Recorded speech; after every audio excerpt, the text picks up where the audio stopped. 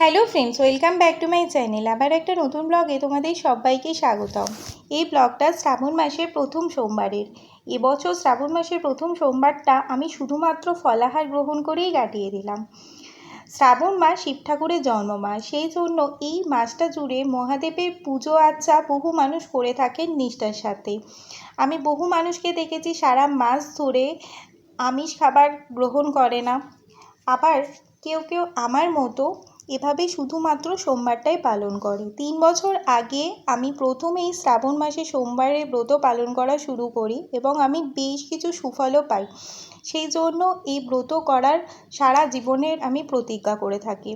আমি প্রত্যেক বছর শ্রাবণ মাসের এখন সোমবারের দিনগুলো নিরামিষ আহার গ্রহণ করি এবং কখনো কখনো যদি সুযোগ হয় এভাবে ফলাহারও গ্রহণ করি। এদিনকে আমার মা নিষ্ঠার সাথে ফলাহার গ্রহণ করেছিল সারাদিন, আর কিছু না খেয়ে। তো আমিও মাকে আর কি সাথ দিয়েছিলাম।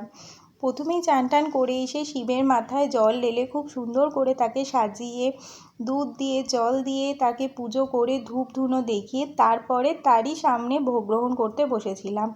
দেখো কী কী খেয়েছিলাম। কলা দিয়ে, ডাল দিয়ে, নারকেল দিয়ে মাখা করেছিলাম। তাছাড়া বেশ কিছু ফল ছিল, আপেল, শসা, কলা, লেবু, এছাড়া খেজুর, আম।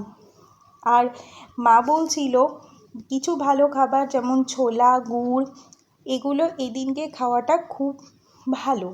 তো সব কিছু মিলিয়ে দিনটা আমার ভালোই কেটেছিল। এরকম কিছু কিছু টাইমে শুধুমাত্র ফলাহার করে একদিন ডায়েট করাই যেতে পারে। তোমরা কি বলো? নিচে কমেন্ট করে জানিও তোমরা শ্রাবণ মাস কে কীভাবে পালন করছো। আর অবশ্যই দেখিও কে কে কাঁচের সবুজ রঙের চুড়ি পরেছো। আমি অবশ্য পরিনি। চলো টাটা। আমি আমার খাবারটা এনজয় করি, তোমরা আমার ব্লগটা এনজয় করো।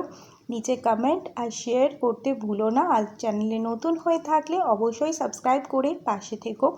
আরও নতুন নতুন ভালো ভালো ব্লগ দেখার জন্য আমাকে উৎসাহ করো কমেন্ট করে।